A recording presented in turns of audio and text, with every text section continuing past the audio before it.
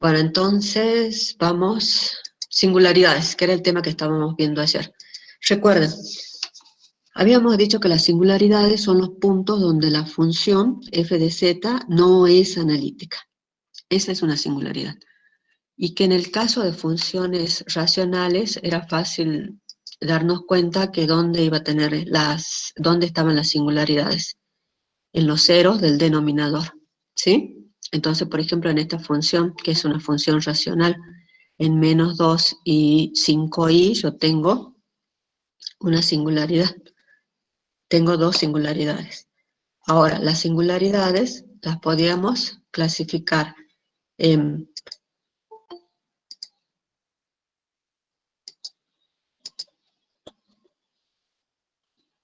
aisladas,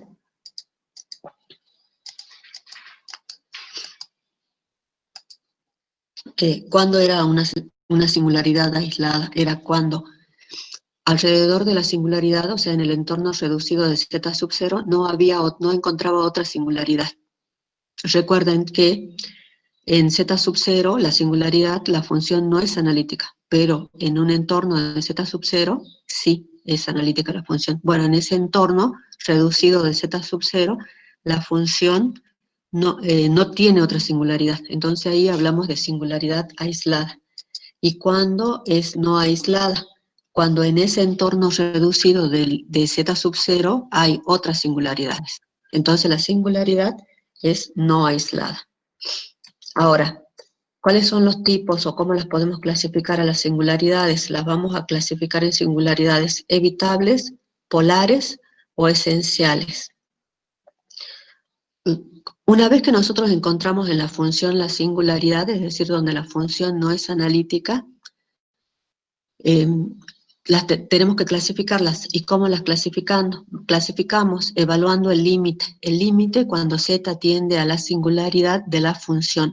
Si ese límite existe y es finito, esa singularidad es evitable o removible. Ahora, si ese límite es infinito, la singularidad es polar. Y si ese límite no existe, esa singularidad es esencial. Esos son los tres tipos de singularidades aisladas que pueden encontrar. Ahora, en el caso de polos, tenemos una propiedad de los polos que es el orden. ¿Sí? Que el orden de un polo me indica la velocidad con que la función tiende a infinito. Vamos a tener polos de orden 1, polos de orden 2, etc. ¿Y cómo la calculamos? Si nosotros tenemos la función, por ejemplo, a la que le tenemos que calcular los polos, expresada de esta manera, o sea, como una phi de z sobre z menos z sub 0 a la p, ahí en este caso p es el orden, ¿sí? ¿Cómo calculamos ese orden? Haciendo este límite. El límite, cuando z tiende a la singularidad, bueno, acá es z sub 0, ¿no? De z menos z sub 0 a la p por f de z. Y este límite tiene que ser distinto de 0 y de infinito. O sea que tiene que ser un número para este p, ¿no? Para un dado p. Por ejemplo, en esta función tenemos, quiero calcular el orden de, a ver, esperen, acá está. Esta es la función a la que tengo que calcular el orden del polo, porque en z igual a 2 yo tengo una singularidad que es polar. ¿Por qué? Porque si calculo el límite cuando z tiende a 2, 2 menos 2 se me hace 0 y este límite tiende a infinito. ¿Sí? Entonces yo tengo una singularidad polar. Entonces quiero saber el orden del polo. Entonces hago el límite cuando z tiende a 2 de z menos 2 elevado a la p, que es el orden del polo, por la función. Entonces, ustedes fíjense, y este límite me tiene que dar, como dice acá, distinto de 0 y de infinito. Para que este límite me dé distinto de 0 y de infinito, ¿cuánto tiene que valer p? 1. Porque si p vale 1, yo simplifico esto. Se me simplifica z menos 2 y me queda 2z al cuadrado más 3. Y este límite, cuando z tiende a 2, me da distinto de 0 y de infinito. Por lo tanto, el orden del polo, o sea, el orden de la singularidad z igual a 2 es 1. Tengo una singularidad polar de orden 1. De esa manera se calcula. Siempre recuerden esto, esta formulita, que no es muy complicada, ¿no? Bueno, ahí. Vamos a ver algunos ejemplos de singularidad.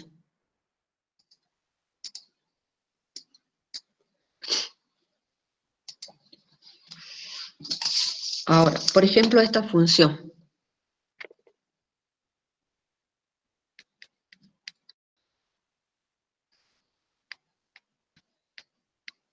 Seno de z sobre z.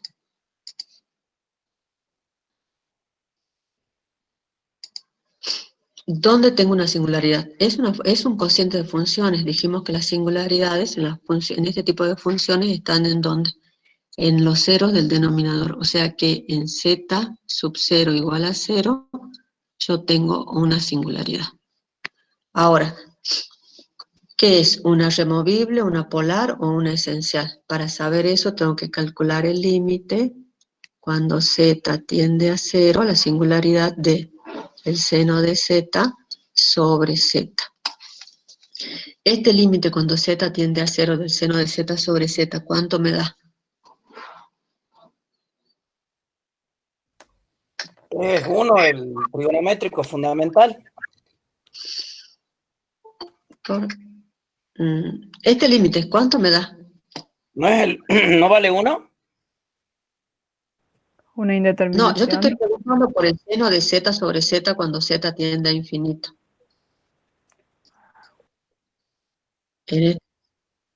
0 sobre 0, o sea, es indeterminado. Entonces, ¿qué es lo que hago? Sí, Aldo, tenés razón, pero vamos vamos paso a paso. Perdón. El límite cuando z... Entonces, como me da 0 sobre 0, acá podemos aplicar, en el complejo podemos aplicar las reglas del L'Hopital. Entonces aplicamos L'Hopital, el seno de z, la derivada del coseno de z, ¿sí? Y en el denominador me da 1. Entonces, este límite, ¿cuánto me da? Cuando z tiende a 0. 1. O sea que es finito, existe y es finito. Por lo tanto, en z igual a 0, yo tengo una singularidad removible. ¿Sí?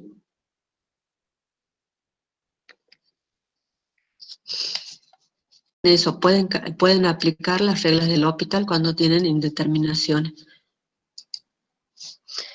A ver, vamos a este caso. A la función f de z igual a 1 menos el coseno de z sobre z al cuadrado, donde tengo la singularidad. Lo mismo, en 0, ¿sí? Porque el denominador es 0. Entonces, pero quiero saber qué tipo de singularidad tengo. Entonces hago el límite cuando z tiende a 0 de 1 menos el coseno de z sobre z al cuadrado. Uno podría decir que es polar, ¿no? Pero, ¿cuánto me da?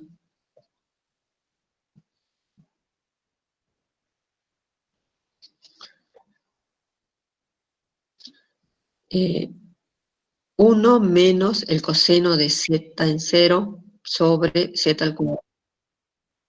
Claro, entonces tengo que calcular de nuevo cuánto me va a quedar. Menos, más, ¿no es cierto?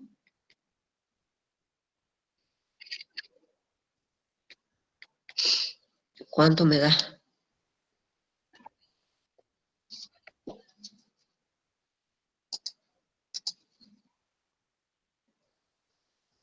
Sí. Otra indeterminación. ¿Un medio? No, porque el seno de 0 es...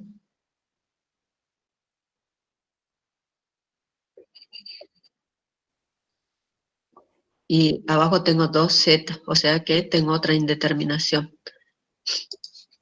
Entonces tengo que aplicar de nuevo L'Hopital. Claro. Entonces me va a quedar el Va a quedar límite. coseno de z sobre 2. sobre 2. Entonces me va a quedar un medio, ¿no? O sea que es finito, existe, el límite existe y es finito. Por lo tanto, en z sub 0 igual a 0, tengo una singularidad removible. Removible. O una singularidad evitable, como la quieran llamar. Es lo mismo. A ver, hagamos esta.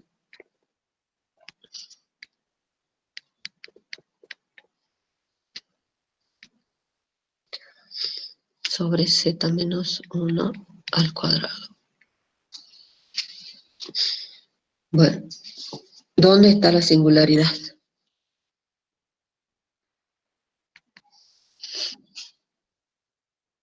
En 1. Y en 0. ¿Por qué en Perdón, 0? perdón. No, perdón. Ah, podríamos poner un z acá si quieren, para ver qué hay. Pero bueno. Entonces, en z sub 0 igual a 1 tengo una singularidad, ¿sí? ¿Qué clase de singularidad tengo?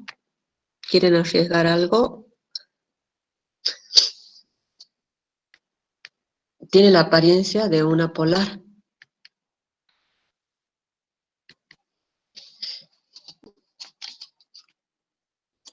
¿Cuánto me da ese límite? Removible o evitable, me parece. Bueno, veamos. ¿Por qué? El coseno de 1, ¿cuánto es?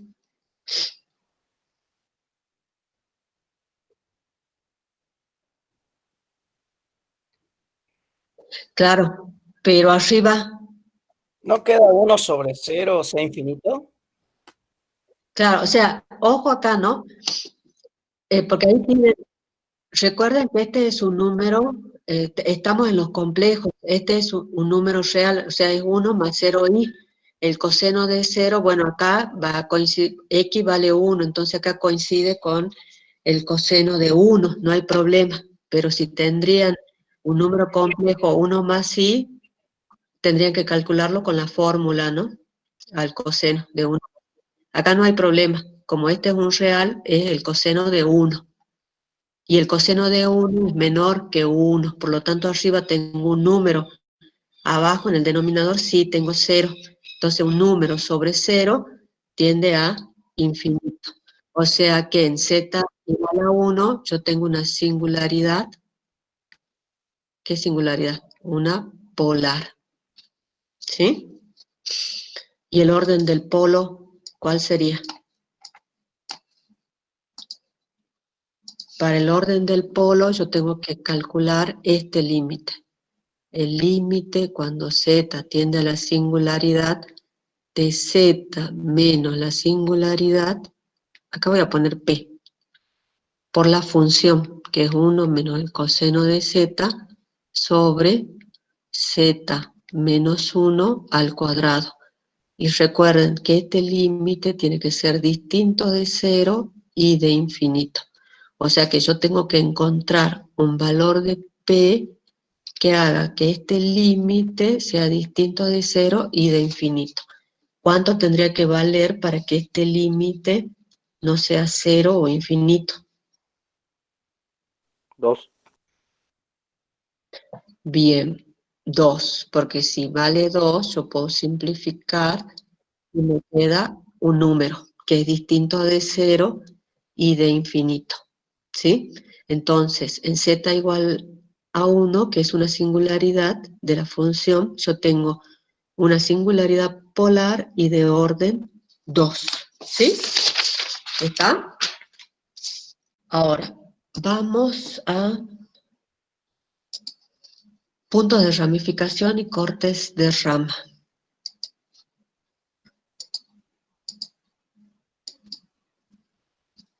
Bueno, recuerden que cuando vimos funciones multievaluadas habíamos hablado de la raíz cuadrada de z, que esta era la fórmula.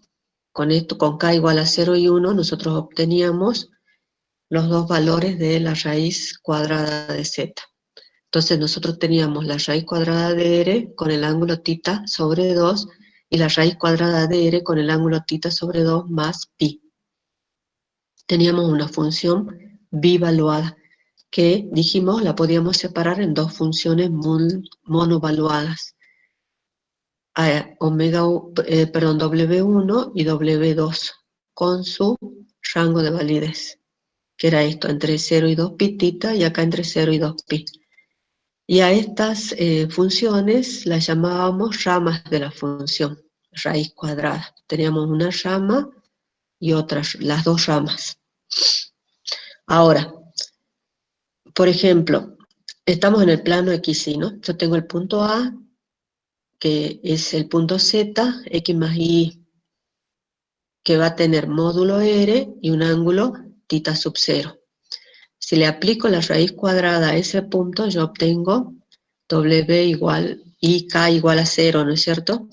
Va a ser R y θ sub 0 sobre 2, la primera raíz, digamos. Ahora, recuerden, si yo a este punto le sumo 2pi, o sea, doy una vuelta completita, vuelvo al mismo punto, ¿sí? Si giramos siguiendo un camino continuo, como muestra la figura, yo voy a tener el punto R, módulo R, y θ sub 0 más 2pi. Pero la raíz, le aplico la raíz cuadrada, yo voy a obtener θ sub 0 sobre 2 más pi. No obtengo θ sub 0 sobre 2 más 2pi, ¿sí? Entonces acá hay un problema cuando yo giro o doy una vuelta completa de la función. Entonces, en el origen existe lo que se denomina un punto de ramificación de la función. Entonces, cualquier curva que se dé una vuelta alrededor de este punto va a generar esos problemas, o sea, no voy a volver al mismo valor como decíamos. O sea, si yo tengo un punto con un ángulo θ sub 0, doy una vuelta completa, se supone que tengo que tener el mismo valor. Entonces, como no sucede eso, tengo que evitar dar la vuelta al origen. Entonces, acá en el origen, en z igual a 0, tenemos lo que se denomina un punto de ramificación de la raíz cuadrada.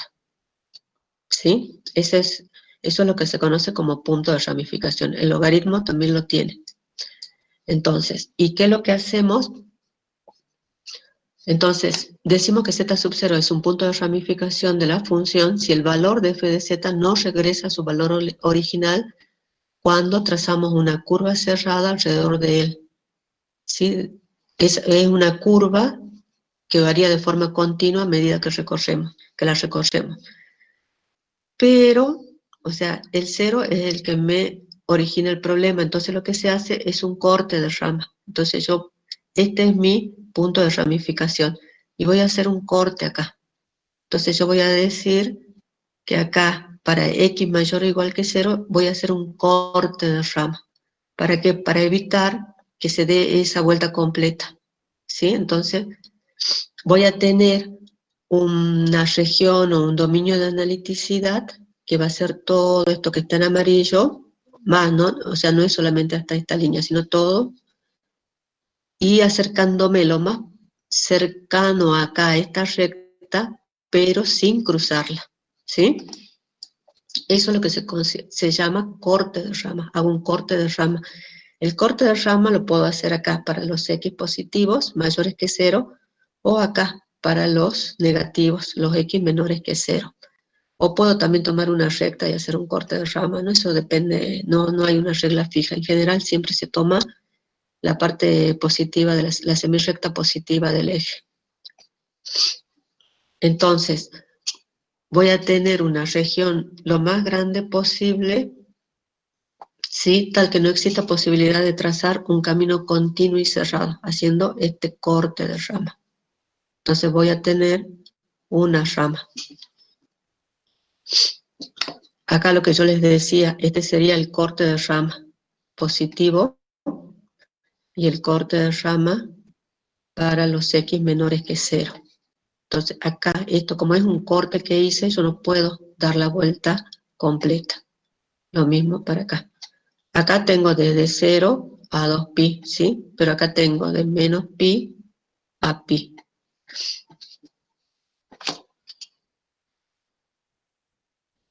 Y esto es lo que ocurre. Yo tengo dos planos para la raíz cuadrada, ¿no es cierto? Dos planos e hice un corte.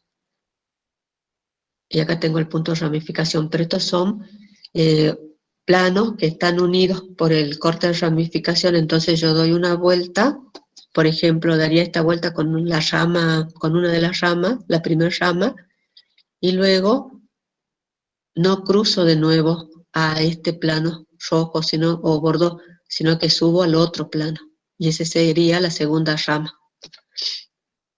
Esto es lo que ocurre, ¿sí? Entonces yo tendré acá para una de las ramas y esta para la otra rama. Acá dice las vueltas impares tocan arriba y las pares abajo. Bueno, ese es el corte de rama. Por supuesto, los cortes de rama son singularidades, ¿no? No puedo pasar por ahí. En ese caso serían no aisladas, porque es toda la semirrecta. Bueno, esto es para la raíz cúbica.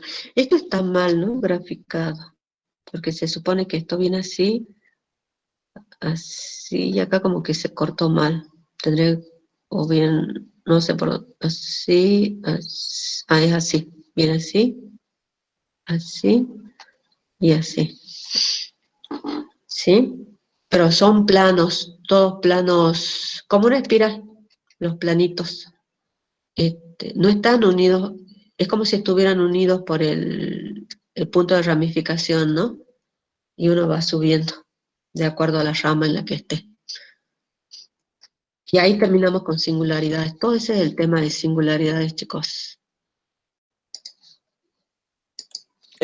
Profe, ahora en los puntos de ramificación y los cortes, ¿sería más o menos identificar los puntos o los lugares donde donde estarían las singularidades o no? En realidad a ver, lo cerré pero lo abro de nuevo.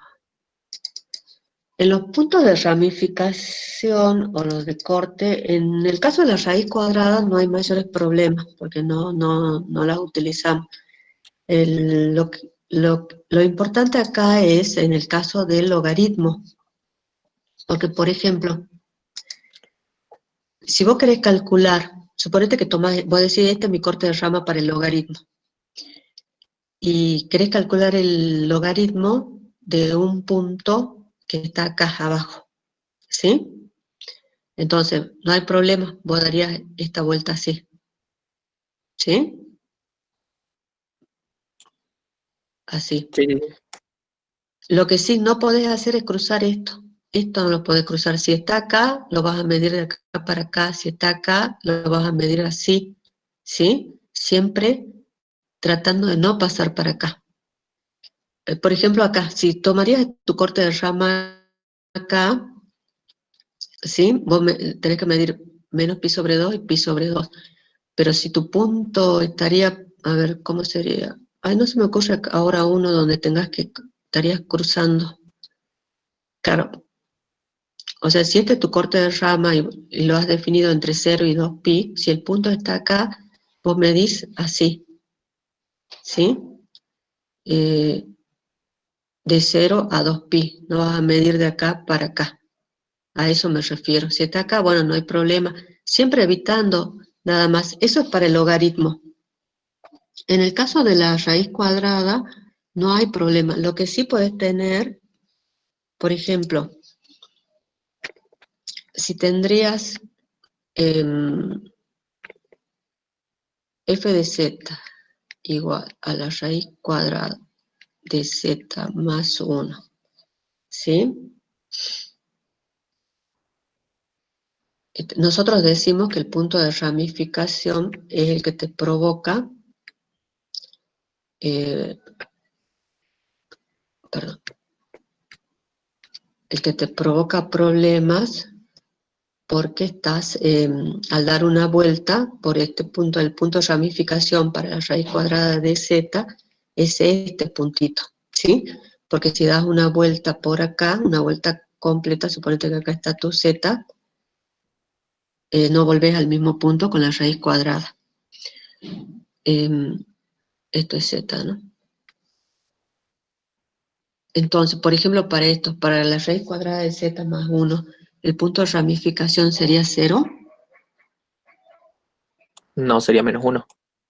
Bien, o sea, se va corriendo así. Eso es lo que tenés que identificar, tus puntos de ramificación. Es más importante que el de la rama, porque el corte de rama lo podés hacer, como te digo, vos podés decir que tu corte de rama es esto, la de 45, pero a partir de tu punto de ramificación, ¿sí? Claro. Lo importante es esto, identificar tu punto de ramificación, porque en realidad lo que te genera problemas a vos es el punto de ramificación, porque al girar, al dar una vuelta completa, no estás ya en el mismo plano, te estás yendo al otro plano, ¿sí? Pero es Sí, por sí. dar esa vueltita completa. Después el corte de rama, como te digo, lo puedes poner donde quieras, puedes usar una semirrecta como esta, o puedes decir como esta, lo tenías ahí que es este, o inclusive puedes decir que es el eje, el semieje vertical, el positivo, o puedes decir que es este. El corte de rama lo pones donde vos quieras. Lo que sí es que el punto de ramificación, no, el punto de ramificación te lo va a dar la función, ¿sí? Perfecto, gracias, profe. Eso es lo importante, punto de ramificación más que rama, porque como te digo, puede ser en cualquier lado, ¿sí?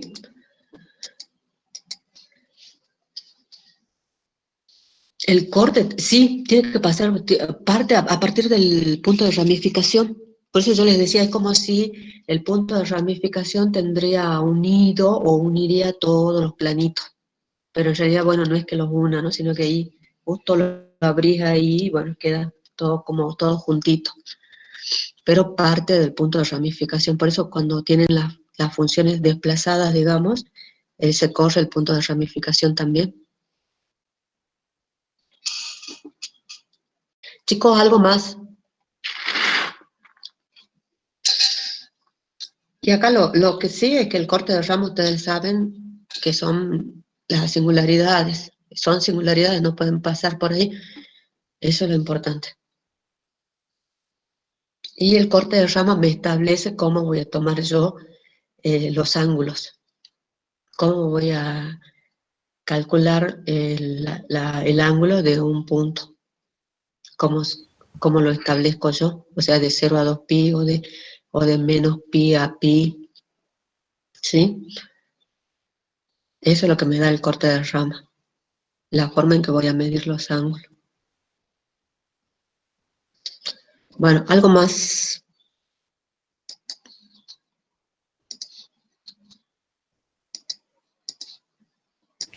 Profe, Sí. entonces quiere decir que dependiendo del ángulo que yo tome del corte de rama, eso va a depender si yo hago un giro desde 0 hasta 2pi o desde pi hasta menos pi. A ver si te entendí. Ah, claro, o sea, porque sí, ahora sí. Dijimos que el corte de rama, por ejemplo acá, si lo haces acá con la parte negativa del eje, ¿cómo medís vos? Decís menos pi a pi para tener todo el plano, ¿sí? Si lo haces en la parte positiva, lo correcto o lo normal sería esto, de 0 a 2pi. Abierto, por supuesto, porque no tomas el 0, ¿sí? Y si lo harías,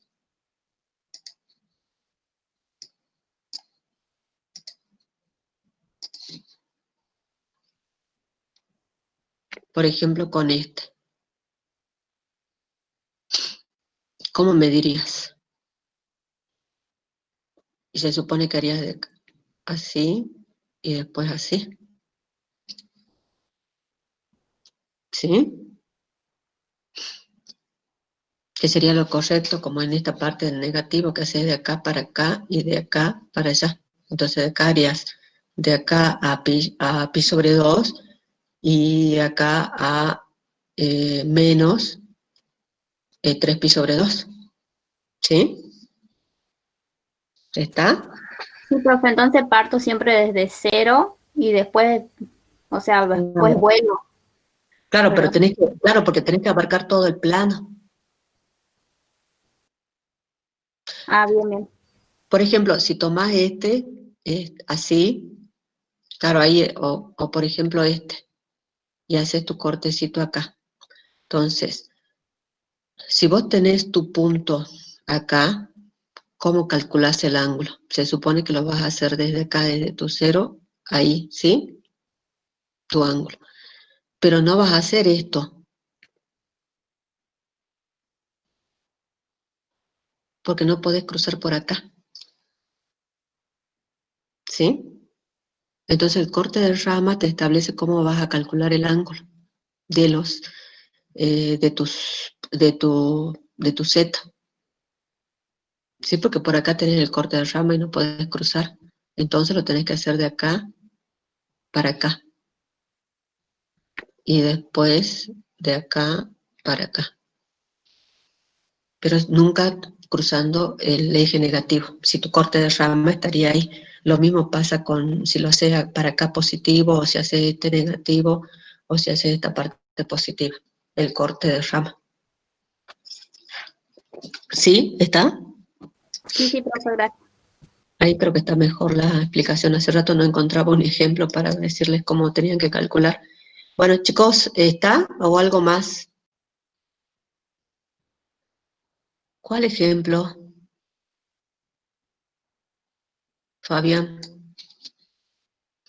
¿Este?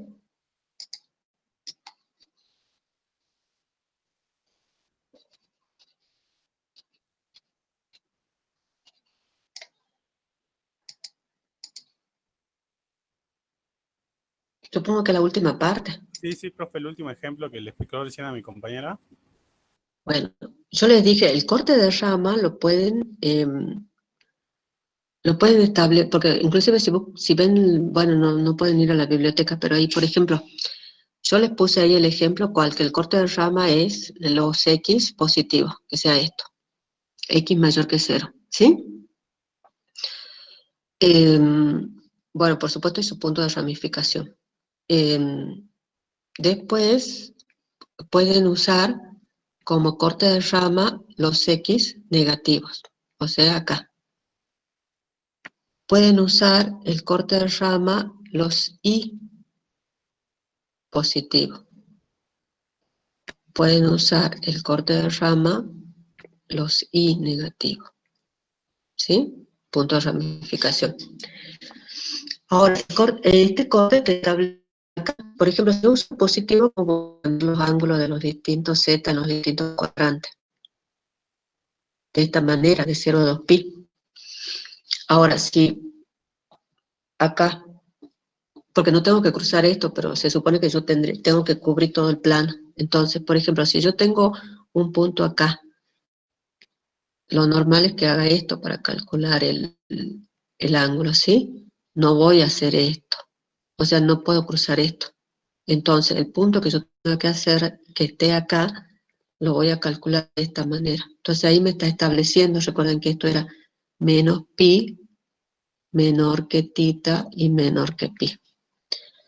Y lo mismo para esto. O sea, acá, bueno, acá no hay problema, pero si tengo un punto acá, y bueno, yo lo haré,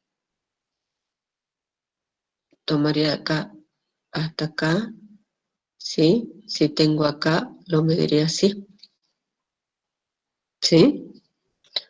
Bueno, y acá lo mismo. Voy así, o voy así si tengo el punto en el cuarto cuadrante. Entonces, de acuerdo al corte de rama, me establece cómo voy a medir los ángulos. ¿Está? Sí, sí, sí, profe, gracias. Porque no hay un corte, como les dije, ustedes hacen el corte de rama como les convenga. Generalmente siempre tomamos el X mayor que cero, o sea, la parte positiva del eje horizontal, o la parte negativa para los logaritmos. Si no hay nada más, sigo. Esto que quedó, que yo había empezado y después me arrepentí, la interpretación geométrica de la derivada, pero se los voy a hacer como un, no como un cuentito, pero más o menos lo más rápido posible. Recuerden, para representar una función o para establecer la relación que me establece esta función entre el plano Z y el plano W, ¿qué es lo que yo tengo? Por ejemplo, acá tengo una curva C1, una curva C2, tengo sus imágenes que obtengo a través de esta función f de z, K1 y K2. Tengo el punto de intersección de estas dos curvas, que es este punto, su imagen es U sub 0, B sub 0.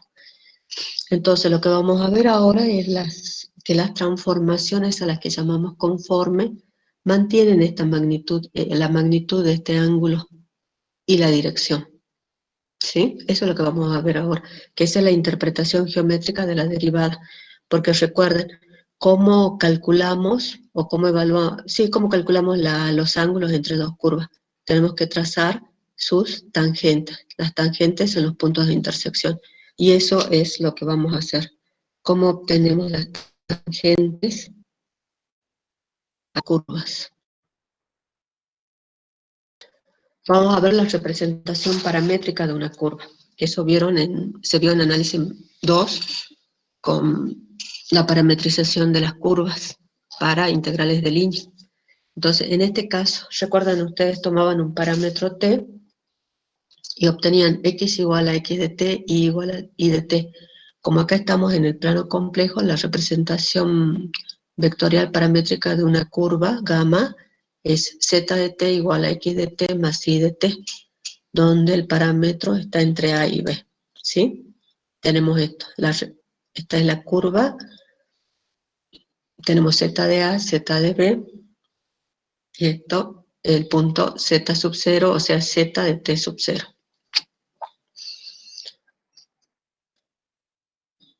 Por ejemplo, una curva que es una circunferencia con centro en z sub 0 y radio r. Tenemos que x es x sub 0 más r coseno de t, y igual a y sub 0 r seno de, más r seno de t, y t varía entre 0 y 2pi. Recuerden que no hay una única representación paramétrica para una curva, hay infinitas, ¿sí? Por ejemplo, tenemos esta. ¿Sí? Bueno, esta es z de t, va a ser la suma de las dos con su parte real y su parte imaginaria, y recuerden que si no es aplicando la fórmula de Euler, va a ser r por e a la it, ¿sí? Y esta es otra representación paramétrica, porque acá tengo 2pi por t. Lo que cambia es la variación del parámetro. El parámetro varía entre 0 y 1. Acá entre 0 y 2pi. ¿Sí? Bueno, entonces yo tengo mi representación paramétrica de la curva, que es z de t. Si existen x' y y' de t continuas en el intervalo cerrado AB, z' de t va a ser igual a ¿qué? A las derivadas de las componentes, o sea, x' de t más y de t. Z' de t continua por ser x subcomponentes continuas. Entonces, la pendiente de la recta tangente a la curva gamma va a ser, o sea, la pendiente a z de t va a ser ¿qué? La derivada, o sea, y' de t sobre x' de t. Por supuesto, siempre que x', y' y z' distinto de 0, ¿no? Ya vamos a ver por qué se pide eso. Entonces, esto es lo que tenemos, ¿no? O sea, la pendiente, la recta tangente al punto z sub 0. Entonces, la derivada es esto, que es la tangente de θ sub 0, y θ sub 0 que es el ángulo. Este sería el ángulo de la curva. θ sub 0 es el arco tangente de z' de t sub 0. ¿Sí? Con las derivadas distintas de 0. Ahora, ¿qué es un arco suave o contorno? Es una curva cuya tangente está definida en todo punto y cambia de dirección en forma continua a lo largo de la curva. Por eso se exigía que que z de t sea continua, que su derivada sea continua y que sea distinto de cero. ¿Sí? Porque hablamos de arco suave, es decir, una curva cuya tangente está definida en todo punto, distinta de cero, y cambia de dirección en forma continua. ¿Sí? O sea que exista siempre.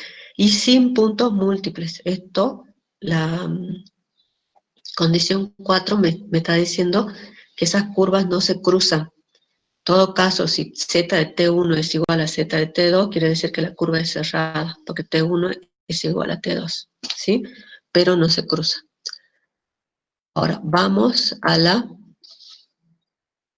ángulo de rotación, o sea, el ángulo entre las dos curvas.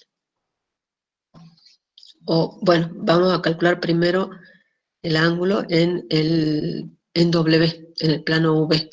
Recuerden que W es igual a f de z. A ver, esperen. Bien.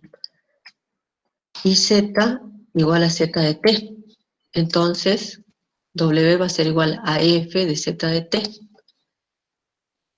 Y pongo a u y a b en términos de t, tengo la representación vectorial paramétrica de W, o sea, de la imagen. ¿Sí? De la imagen de la curva gamma, definida por z de t bajo la transformación W igual a f de z de t. ¿Qué sería esto? Acá tengo la curva gamma, tengo la tangente, y acá tengo la curva e imagen de esta y su tangente. Entonces, W analítica. Entonces, se pide que la derivada sea distinta de cero. La función analítica es distinta de cero. Puedo calcular su tangente, ¿sí? Que esto, la derivada de b con respecto de u, que es b' de t sub 0 sobre u' de t sub 0. Y calculo el ángulo de esa curva. Así que es phi sub 0, que es igual al argumento de w' en t sub 0, que este es el ángulo. Ahora, nosotros dijimos w de t, que es igual a ¿qué? A f de z de t, que es una función continua, compuesta. Por lo tanto, su derivada w' de t va a ser igual a ¿qué? F' de z de t por z' de t, derivación de función compuesta. Y esto es distinto de cero, porque eso es lo que pedimos. Entonces, f' de z de t y z' de t son distintos de cero. Y phi, que es el argumento de w de t, donde w de t es este producto, va a ser igual a ¿qué? Al argumento de f' de z de t más el argumento de z' de t. Bueno, en t igual a t sub 0, voy a obtener phi sub 0, que es esta expresión.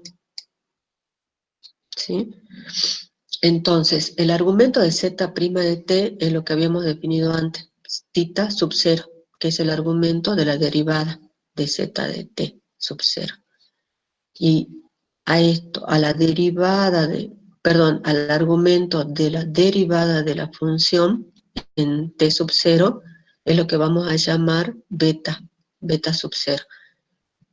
¿Sí? Entonces, phi sub 0 va a ser igual a ¿qué? A beta sub 0 más θ sub 0. O sea que este es el ángulo que traía, digamos, que estaba en el plano z, más beta sub 0, donde beta sub 0 es el ángulo de rotación de la tangente a la curva gamma en z sub 0. O sea, acá tengo la curva gamma 2, la curva gamma 1, tengo sus ángulos θ sub 2, θ sub 1, y el ángulo alfa, que es el ángulo entre las dos curvas, que en realidad es el ángulo entre las tangentes. ¿Sí? Entonces, cuando yo paso de este plano Z al plano W, hay un ángulo de rotación, ese es beta sub 0. Entonces, yo digo que phi sub 1, que es el ángulo de la imagen de la curva gamma 1, va a ser que beta sub 0 más θ 1, Y el de la otra curva, phi sub 2, va a ser igual a beta sub 0 más tita 2. Hago la diferencia y se me simplifica el beta sub 0, el ángulo de rotación, que es, y entonces esta diferencia del ángulo entre las curvas en la imagen va a ser igual a tita sub 2 menos tita sub 1, que es alfa. O sea que los ángulos se conservan. Este ángulo alfa, este ángulo alfa en el plano Z se conserva en el plano W, y acá está demostrado. Entonces, una transformación conforme de W igual a f de Z. Recuerden que transformación la llamamos a la función, ¿no? Porque transformación o mapeo. Entonces, es conforme en Z sub 0 si tiene la propiedad de conservar la magnitud y el sentido del ángulo entre dos curvas que se intersectan en Z sub 0. Acá hablamos de que la función es analítica, ¿no? Hablamos de transformación conforme, la función analítica.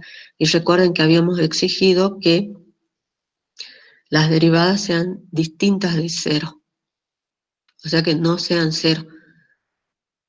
Porque si la derivada es igual a 0, no podemos asegurar en 0, por ejemplo, no podemos asegurar que se conserven los ángulos. ¿Sí? Por eso se pide que sea distinto de 0. Z sub 0, o sea, si la derivada es 0 en algún punto, ese es un punto crítico de la función. Vamos al módulo de la derivada. Bueno, W igual a f de z, derivable en z sub 0. Calculemos el módulo. Recuerden, o sea, f' del módulo de la derivada. Recuerden que la derivada la habíamos definido con el límite. Cuando z tiende a z sub 0 de f de z menos f en z sub 0 sobre z menos z sub 0. Y esto es igual a W0. ¿Sí? Calculamos el módulo. Entonces el módulo de f' de z sub 0 va a ser igual a que al límite del módulo de este cociente, que va a ser el límite del cociente de f de z menos f de z sub 0 sobre el módulo de z menos z sub 0. ¿Sí? Entonces ustedes fíjense acá, z menos z sub 0, y esto, f de z menos f de z sub 0, que expresan distancia entre ¿qué? Z menos z sub 0, que es el plano z, y esto es distancia entre las funciones, que es el plano W, o sea, es una relación de distancias entre los planos, que es un número real. A esto lo llamamos factor de dilatación, o sea, que es un factor de dilatación, ¿sí? Entonces, ustedes fíjense que la distancia en el plano W va a ser igual a que a este factor de dilatación por esta distancia en el plano Z. O sea, es ese factor de dilatación o de corrección que sufre cuando yo hago la transformación del plano Z al plano W. ¿Sí? Bueno. Y ahí terminamos. Eso era la interpretación geométrica. O sea, lo importante acá es esto, lo de transformación conforme. Conserva la magnitud y el sentido del ángulo entre las curvas que se intersectan. Bueno, ¿tienen alguna consulta? 2, 3, esto. Bueno, vamos a ver el mapeo o las transformaciones, o sea, los efectos que producen las funciones en curvas. Bueno, en puntos ustedes ya vieron algunos, en curvas o en regiones, ¿sí? O sea, la transformación. Entonces, las funciones de variables complejas se pueden tratar analizando cómo actúan sobre determinados subconjuntos del plano complejo, porque recuerden que necesitamos dos planos, ¿sí? Para analizar a la función. El plano del dominio, que sería Z, y el plano del codominio o imagen. Recuerden que a Z, al plano Z la llamamos preimagen, y al plano W, que es U y B, la llamamos imagen. Entonces, una función compleja, de variable compleja f de z, asigna a cada punto z, x, y, un punto w igual a v. Este tipo de asignación unívoca recibe el nombre de mapeo o transformación. Y vamos a ver algunos casos particulares, ¿sí? O sea, casos particulares los cuales nos van a permitir hablar de traslación, rotación, inversión, reflexión. Por ejemplo, bueno, y esto es lo que se hace, ¿no? O sea, tengo el plano W, X, Y, con esta función f de z, voy a obtener la imagen en el plano W. Entonces, vamos a la traslación. ¿Qué es la traslación? La traslación se denomina a esta expresión W igual a Z más Z sub 0, donde Z sub 0 es un número complejo. Representa una traslación pura del eje de coordenadas, es decir, que traslada al conjunto de puntos Z como si el origen se ubicase en Z sub 0. ¿Recuerdan cuando ustedes hacían traslación en análisis matemático 1? Yo tengo W igual a Z más Z sub 0, donde Z sub 0 es este numerito, X sub 0 más Y sub 0. Entonces separo parte real y parte imaginaria, que voy a tener X más X sub 0, Y más Y sub 0. Por eso hablamos de que trasladamos los ejes, ¿sí? X0 e Y0. A cada punto Z se le asocia un punto U que va a ser igual a X sub 0 más este X sub 0, y B va a ser igual a Y más Y sub 0. O sea, esto que tengo acá, X1 y 1, es como si yo trasladara los ejes. Acá en este ejemplo lo vamos a ver, lo van a ver más claro. F de z igual a z más 3 más 2i, entonces es una traslación porque tengo la variable z y le estoy sumando 3 más 2i. O sea que parte real 3 y parte imaginaria 2. Entonces el eje X sufre una traslación de 3 unidades y el eje Y 2 unidades. Positivo, ¿no? Entonces traslada al segmento de recta que une estos puntos Z1 y Z2, tal como se muestra acá. Entonces yo tengo este segmento de recta que une el punto 1 menos i y el punto 4 más 2i. 1 menos i y 4, 2i. Entonces, ¿a dónde va a trasladar esto? Si trasladamos este punto, que es 1 menos 2i, se va a trasladar a 1 más 3 sería 4, y menos 1 más 2 sería i. Y es como si trasladara los ejes acá, al nuevo punto, a 3, el eje vertical, o sea, el eje X, perdón, o sea, 3 unidades en X, perdón, y 2 en Y, ¿sí? O sea, 3 y 2. 3 para X y 2 para Y. Y acá traslado el eje. Y ahí ubico esto, que sería acá. ¿Sí? Pero es lo mismo porque, por ejemplo, este punto que es 1 menos i, o sea, se traslada ¿a dónde? A 4 y menos i más 2, i. O sea, 4, 1, 2, 3, 4, e i. ¿Ves? Y el otro punto, 4 más 2i, se va a trasladar a 7, y tengo 2 más 2i, 4i. O sea, 7, 7 y 4i. ¿Sí? Eso es lo que hace, traslado. Es como, bueno, sí, traslado los ejes, o sea, creo el nuevo sistema y ahí pongo la curva. Bueno, en este caso estamos trasladando los extremos de esta semirrecta, ¿no? De esa manera se hace. Por ejemplo, este ejercicio.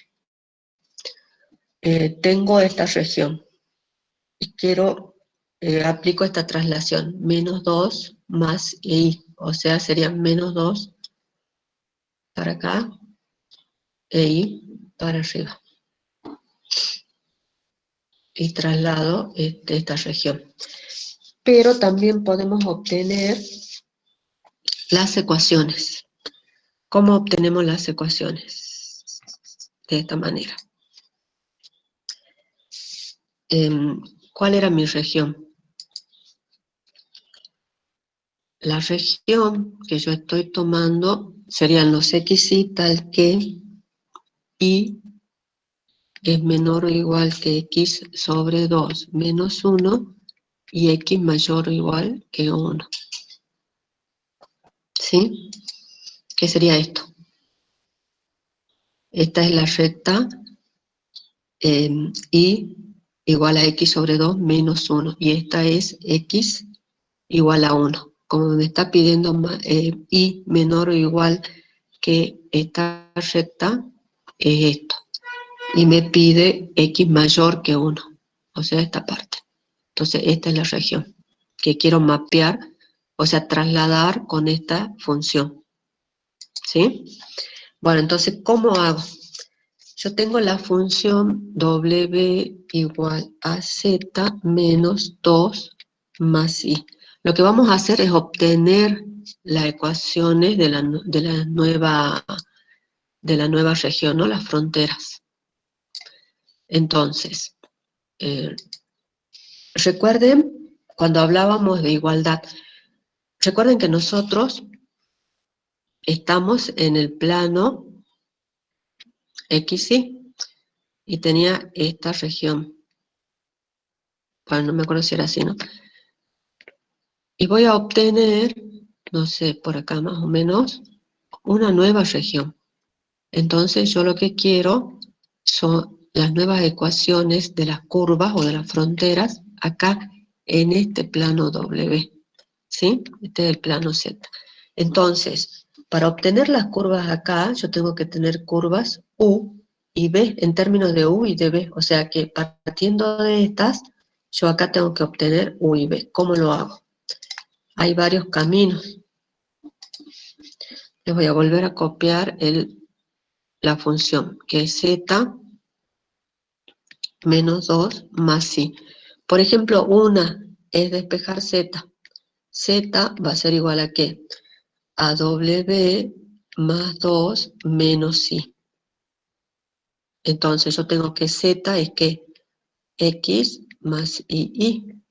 Y que W que es U más IB más 2 menos I. Entonces es U más 2, parte real, más la parte imaginaria que es B menos I. Entonces, igualdad de complejos, ¿qué me dice? Que son iguales parte real y parte imaginaria, o sea que X es igual a U más 2 y que I es igual a B menos 1. Acá le puse I, perdón. Entonces, una de las curvas, ¿cuál era? La de la recta I menor o igual que X sobre 2 menos 1. Entonces, pero I, ¿qué es? U más 2 menor o igual, perdón, I, B menos 1. P es, I es B menos 1. Y X es U más 2. U más 2 sobre 2 menos 1. Y menor o igual que X sobre 2 menos 1 se transforma con la función W igual a Z menos 2I más 1 en U sobre 2 más 1, no más 2. ¿Sí?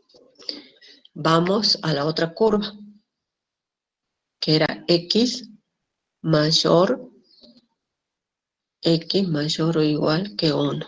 Entonces X es U más 2. U más 2 mayor o igual que 1. Entonces U, ¿a qué va a ser igual? U mayor o igual que menos 1. Entonces, esta curva X mayor o igual que 1 se mapea o se transforma en U mayor o igual que menos 1 en el plano W. ¿Sí? Bueno, esa es una de las maneras. La otra es igual, bueno, lo que pasa es que acá se complica menos porque B menos 1. ¿Sí? Entonces ustedes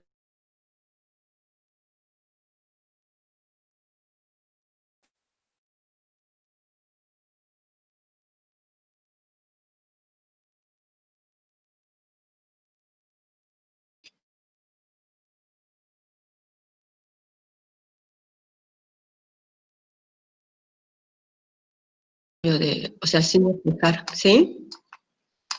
No se las voy a... ¿Cómo?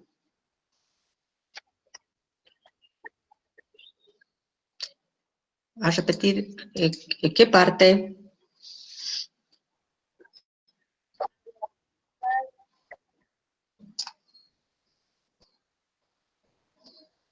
Eh,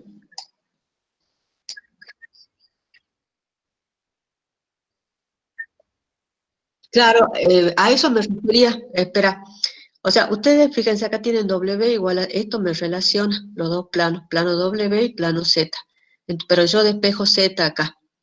Entonces, ¿qué obtengo acá? Yo las curvas obtengo X en términos de U e Y en términos de B. Entonces, lo único que hago es reemplazar en las curvas de partida o del plano Z, ¿sí? Y obtengo las ecuaciones ya U y B. Hay otra manera que yo no hago el cambio. Quizás sea lo mismo, pero por ahí depende de la curva, por ahí se complica. Porque, por ejemplo, esta es, yo tengo W igual a Z menos 2 más I. Esto es una traslación, o sea, no tiene mayores complicaciones, ¿no? Pero igual, esta es otra manera de hacerlo. Entonces, ¿yo qué hago? Tengo X menos 2 parte real más I, que sería I más 1, parte imaginaria. O sea que esto es U más IB. Entonces, ¿yo qué tengo? Que U es igual a X menos 2 y que B es igual a I más 1. ¿Sí? Y con estas ecuaciones, pero ustedes fíjense que yo tengo U y B en términos de X y de Y. Yo tengo esto, que I era, me olvidé, I era I menor o igual. Esa era la curva de partida, o la regla. Sí, la curva X sobre 2 menos 1. Entonces, ¿yo qué tengo que hacer? Despejar de acá y, entonces yo digo, B menos 1 es menor o igual que X es U más 2 sobre 2 menos 1, ¿sí? Y tienen que trabajarlo, bueno, llegamos a lo mismo, lo único que, como les digo, es una traslación, no tiene mayores problemas, ¿sí?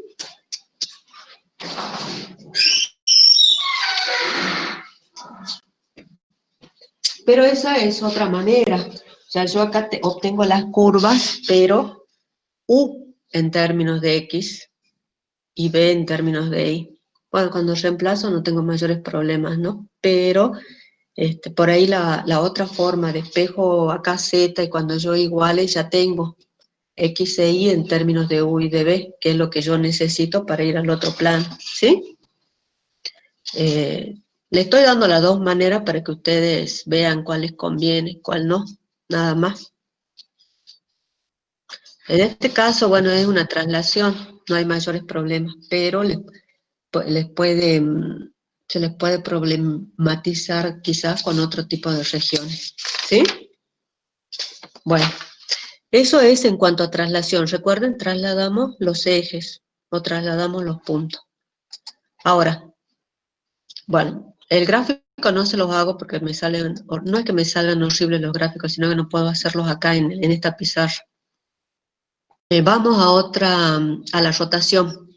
La rotación está definida como W igual a por Z, donde A es una constante. Recuerden, A es una constante compleja, es un número complejo, por lo tanto tiene un módulo y un ángulo. Entonces, y al ser un producto, yo sumo los ángulos, o sea, Z tiene un ángulo θ, A va a tener un ángulo Z sub 0, un ángulo θ sub 0. Entonces, al hacer la rotación, perdón, al hacer la transformación, ¿qué es lo que voy a obtener? Acá, W igual a que a un radio mayúscula, digamos, perdón, no es radio, es módulo, por E a la I phi. Z es igual a R por E a la I θ, y Z igual a R sub 0 por E a la I θ sub 0. Al igualar, el módulo en el plano W, que es R grande, va a ser igual aquí al producto de los módulos. Y el ángulo, ustedes fíjense, va a ser θ más θ sub 0. O sea que voy a tener lo que llamamos una rotación. Entonces, cuando yo multiplico a la variable Z por un número complejo, lo que obtengo es una rotación de esa curva o de esa figura. ¿Sí? ¿Ves? Por ejemplo, acá tengo el ángulo θ sub 0 al hacer el producto A por Z, sufre una rotación, va a ir a A por R, por E a la I, por θ más alfa. ¿Sí? Eso es lo que provoca el producto de un número complejo por la variable Z, una rotación. ¿Sí? Acá, por ejemplo, tengo este número por Z, y esto me provoca una rotación. Por ejemplo, estas rectas verticales y las rectas horizontales. Entonces, provoca una rotación de este plano. ¿Sí? Una rotación de 45 grados por el ángulo de este numerito. Acá, por ejemplo, tengo pi sobre 4. 2i, ¿qué ángulo tiene? 90 grados.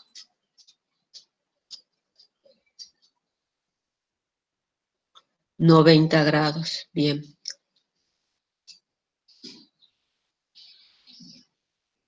A ver, esperen.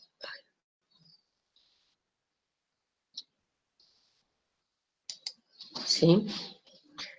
Ya te pongo, Julieta, la función. ¿Dónde estaba? Acá. Perdón, acá. Sí, 90 grados, entonces sería pi sobre 4 más los 90 grados, que es 3 pi sobre 4, entonces roto todo, 3 pi sobre 4. Por supuesto también está este 2, ¿no? Que va a por eso se agranda esto. ¿Sí? Eso es lo que me provoca el multiplicar la función z multiplicada por un número, perdón, la variable z multiplicada por un número complejo. ¿Sí? A ver, espérenme. Tenía una rotación.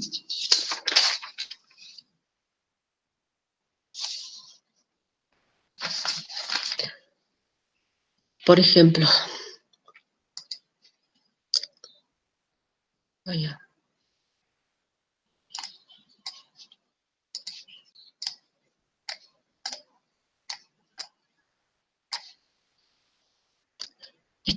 ¿A esta función te referís, Julieta? Esta es la función que le estábamos trabajando.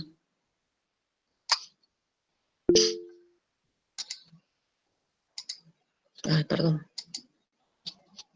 Z menos 2 más I.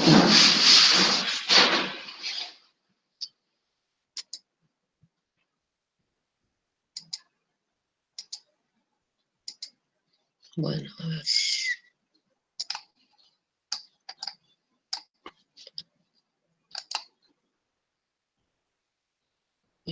A ver. Hagamos esta. Vaya.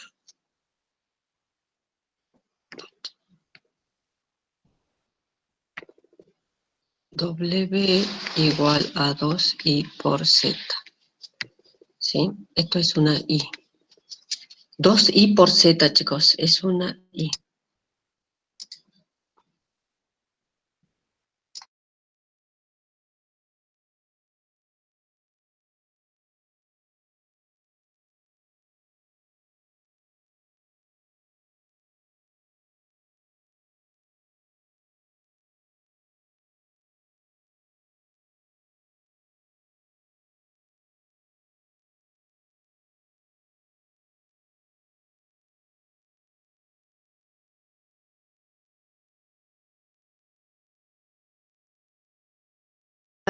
chicos, veamos la función esta. Tengo 2i por z, ¿sí? O sea, tengo un ángulo, me va a producir una rotación de pi sobre 2. Pero le voy a poner bien esta i.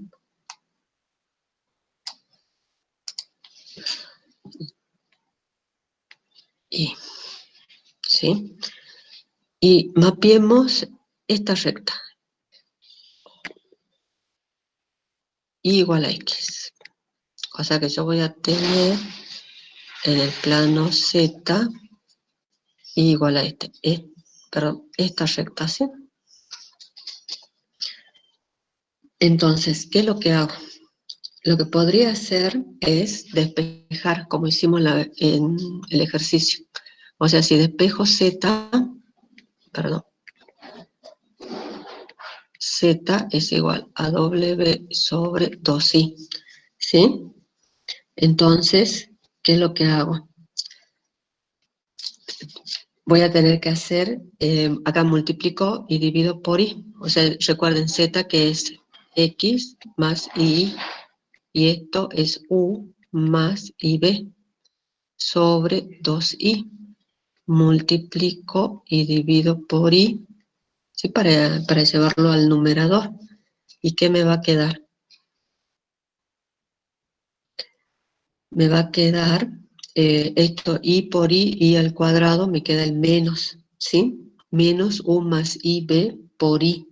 Entonces me va a quedar b sobre 2 menos el i por u sobre 2. Y esto es x más ii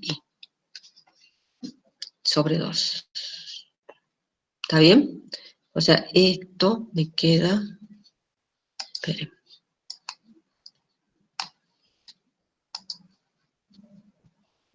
Profe, tenía que multiplicarlo por menos i sobre menos i. Menos u más ib sobre 2 por i. ¿Sí?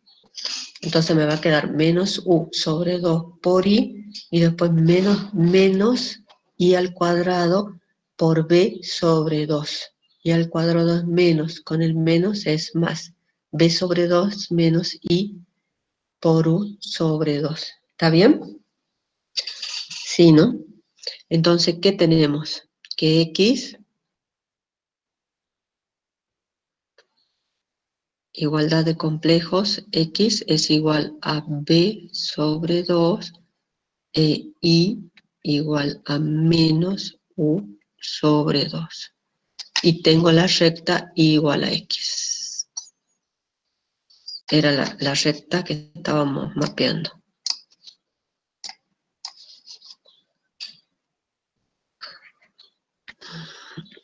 Entonces, la recta es igual a x. Y es igual a menos u sobre 2. Y x es igual a b sobre 2. Entonces, ¿qué me queda?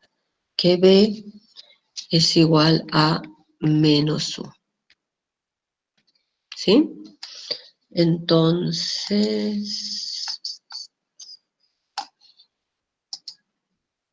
¿qué es lo que tenemos? Que esta recta y igual a x en el plano z con w igual a 2i por z se mapea ¿en qué? En b igual a menos u, que es esta, ¿no es cierto? ¿Sí? B igual a menos u.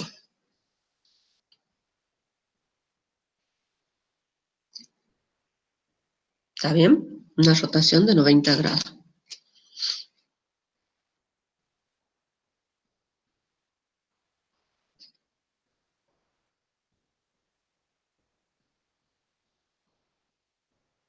¿Está bien, chicos? No me equivoqué en nada. Como hice con la i de abajo, multiplique, como es i nada más, multiplique numerador y denominador por i para eliminarlo. A ver. ¿Dónde estabas? Acá. Lo que pasa es que no la puedo escribir bien. Esto es I. Entonces multiplico numerador y denominador por I para eliminar la I del denominador. ¿Sí? Pero se ve.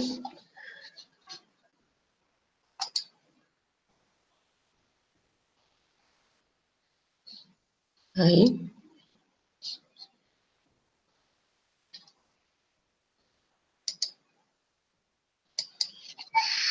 ¿Sí?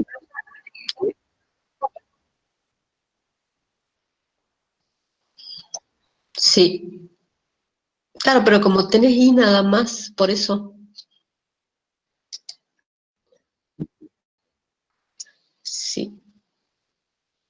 Practiquen, chicos, practiquen, es la única manera de que adquieran ¿cómo les puedo decir? Para que lo hagan más, no sé si decir más fácil, pero más, no se compliquen, ¿sí? ¿Qué más? ¿Está? B sobre 2 menos I por U sobre 2. Julieta, ¿qué es lo que sería B sobre 2 menos I por U sobre 2? A ver, espera. Ahí, acá, X más Y. O sea, yo lo que, chicos, les vuelvo a explicar.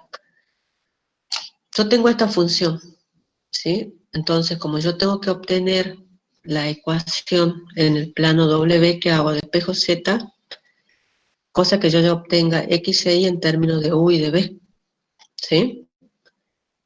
Y acá ya obtuve X igual a B sobre 2 e Y igual a menos U sobre 2. Entonces reemplazo en la curva que yo quiero mapear o quiero transformar y ya tengo menos U sobre 2, X igual a B sobre 2.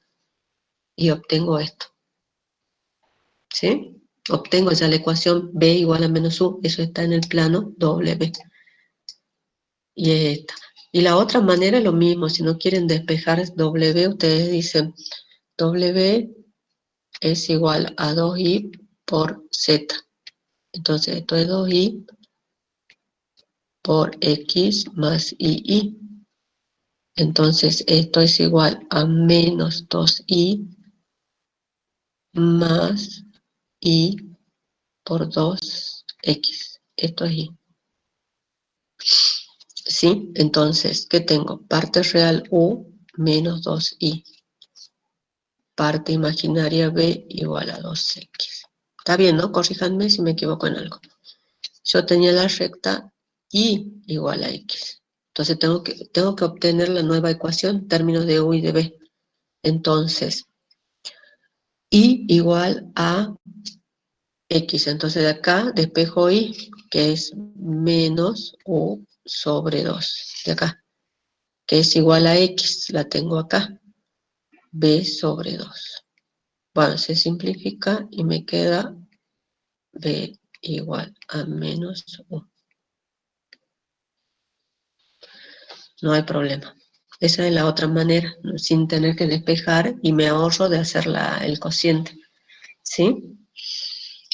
Pero los dos caminos, como ustedes ven, en algunos casos, depende de lo que estén mapeando, como siempre, ¿sí? Pero son dos alternativas.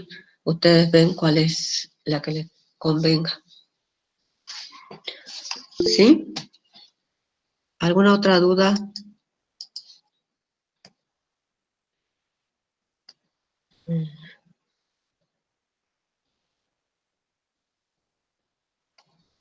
¿Sí? Entonces depende de lo que ustedes mapeen. En algunos les conviene obtener ya x igual a 1 e y igual a tanto, porque reemplazo en la curva de partida y ya está, no hay problema. Pero no siempre va a ser así. En algunos casos se va a complicar. Sí, pero tengan en cuenta esa forma de hacerlo. Bueno, eso era la rotación. Acá. Vamos a la transformación. transformación lineal, que es una combinación fíjense ustedes, de traslaciones, que está dada por B, y por rotaciones, que está dada por A. A por Z más B. A y B son números complejos. A esto se llama una transformación lineal. Entonces, ¿qué es lo que me provoca una transformación lineal? Por ejemplo, yo tengo este cuadrado, ¿sí? Entonces, una rotación de 90 grados, porque está multiplicado por I. Entonces, le doy vuelta acá. Y luego, ¿qué pasa? Es una traslación de 1 en el eje X y 1 en el eje Y. Entonces, a esta la llevo para arriba. ¿Sí? Eso es lo que me provoca.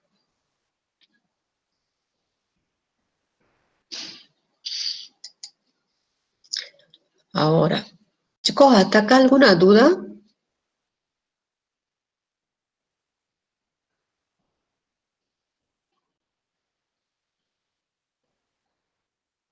Sí, tendrían que practicar, ¿no? Y en el práctico tienen bastante.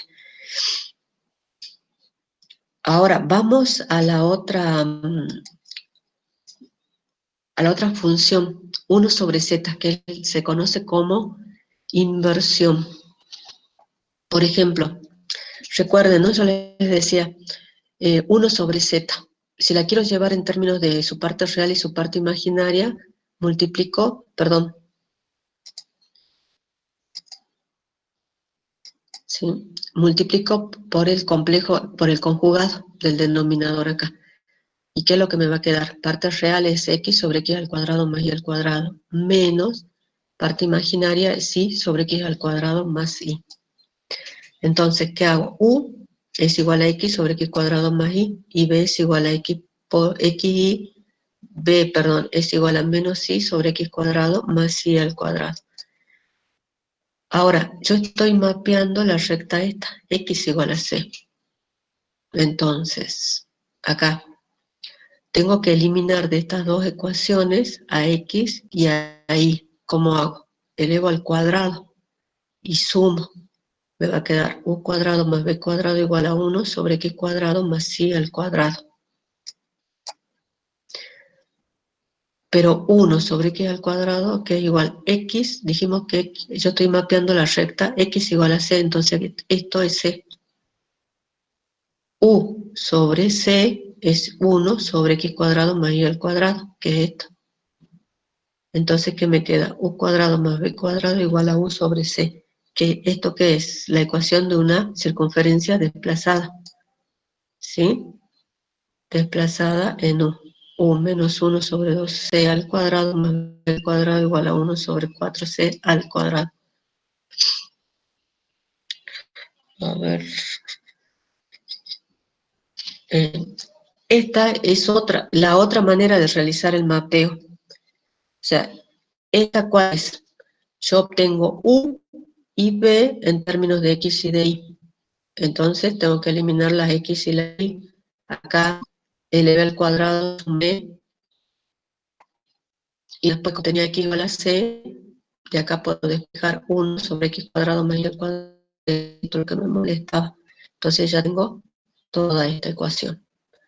Que como tengo acá u al cuadrado menos u sobre c, eso es el doble producto, que lo tengo que completar cuadrados, y obtengo esto, el desplazamiento. ¿Sí? Más b al cuadrado igual a 1 sobre 4. Entonces el centro es 1 sobre 2c, 0. Y el radio es 1 sobre 2c. A Profe, ver, esperen si la tengo profe, disculpe, verificada. Sí, ¿puede repetir de esta nuevo es, lo que hizo cuando obtuvo U y B? espera, esta es la recta vertical, x igual a c, con la función 1 sobre c, se mapea en una circunferencia. Las rectas verticales se mapean en circunferencias cuyos centros están sobre el eje real U, en este caso, ¿sí? Entonces voy a tener, para rectas positivas, voy a tener acá. Para las rectas x negativas, voy a tener para el otro lado, ¿sí? Eso quería que vean. Bueno, ¿qué es lo que hice? Acá, elevé al cuadrado y sumé, ¿sí? U al cuadrado más b al cuadrado, esto me queda x al cuadrado sobre esto al cuadrado, y esto es y al cuadrado sobre esto al cuadrado. Sumando se me simplifica y me queda 1 sobre x cuadrado más y al cuadrado. Pero 1 sobre x al cuadrado, que es x es igual a c, que es la recta que estoy mapeando. Entonces esto lo mando para acá, u sobre c, igual a que a 1 sobre x cuadrado más y al cuadrado, que es esto. Entonces, ¿qué me queda? U al cuadrado más b al cuadrado igual a u sobre c. Y esta es la ecuación de una circunferencia desplazada. Tengo que completar cuadrado, porque voy a tener u al cuadrado menos u sobre c más b al cuadrado igual a 0. Completo cuadrado, este es el doble producto, por eso es 1 sobre 2c, más b al cuadrado, y el radio es este, 1 sobre 4c al cuadrado. ¿Sí? ¿Está? Sí, profe, gracias. Es. Y además, pero además recuerden, chicos, cuando ustedes tienen rectas verticales con la inversión 1 sobre z, se mapean en circunferencia. Eso ténganlo en cuenta, recuérdenlo. ¿Sí? Ahora, la otra manera de hacerlo es despejando acá. Tengo z igual a 1 sobre w. ¿Sí? Entonces, bueno, hago el mismo, me va a quedar lo mismo, pero en términos de u y de b. X es igual a u sobre u cuadrado más b al cuadrado, igual a menos b sobre u cuadrado más b al cuadrado. Como x es igual a c, reemplazo x acá, igual a c, y me queda la ecuación desplazada, que es esta. La ecuación de una circunferencia desplazada, que es esta. Completo cuadrado, recuerden, este es el doble producto del primero por el segundo. Acá se me simplifica el 2, completo cuadrado, y me queda que es 1 sobre 2c. Más b al cuadrado igual a 1 sobre 4c al cuadrado. ¿Sí? Y es este. No sé cuál de los dos métodos. Yo creo que este siempre tienen que recordar que x igual a c me va a dar una circunferencia, si yo despejo u y b. En cambio este, yo reemplazo, y ustedes fíjense que ya acá ya tengo u y b, no tengo que recordar nada, digamos, ¿sí? Entonces, no sé, ustedes vean cuál les conviene. ¿Sí? Pero me entendieron las dos formas, ¿no? De hacerlo, si tienen unas rectas.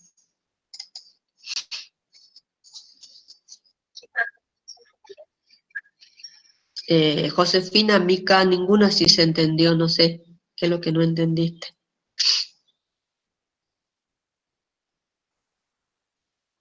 Cristian Arcibia, no sé. Rocío, Beatriz Gualampa, no sé.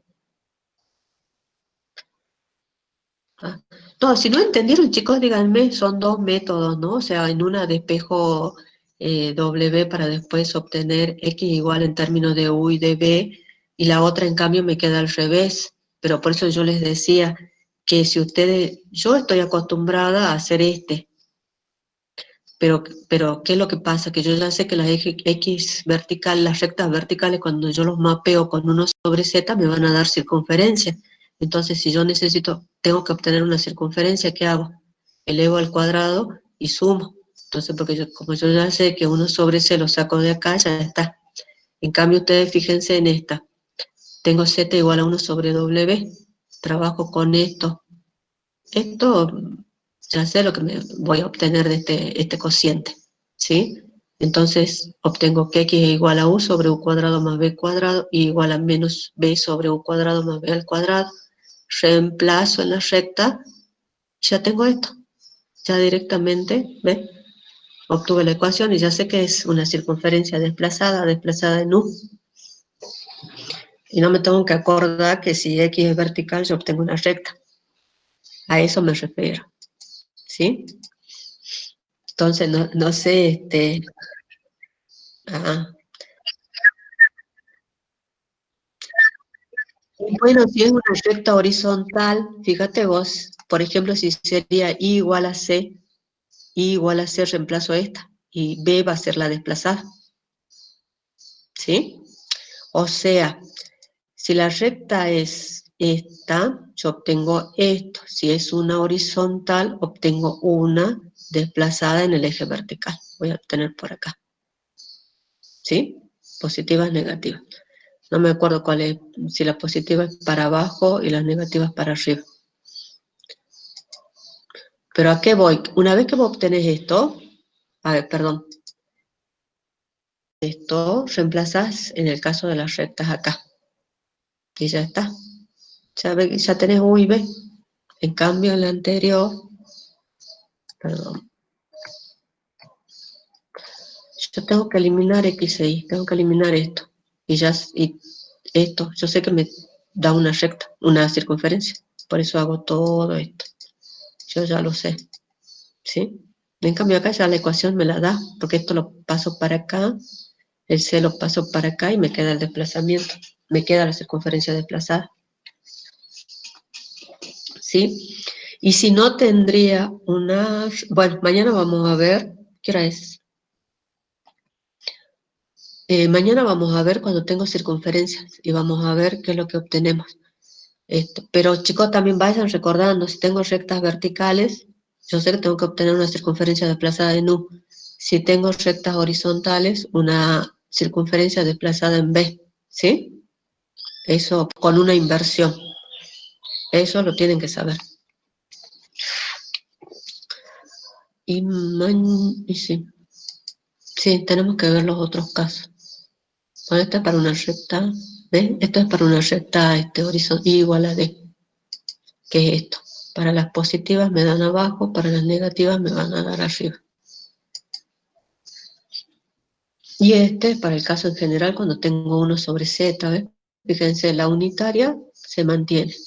Y para, bueno, mañana los vemos con los colorcitos. ¿Qué es lo que obtengo? ¿Sí?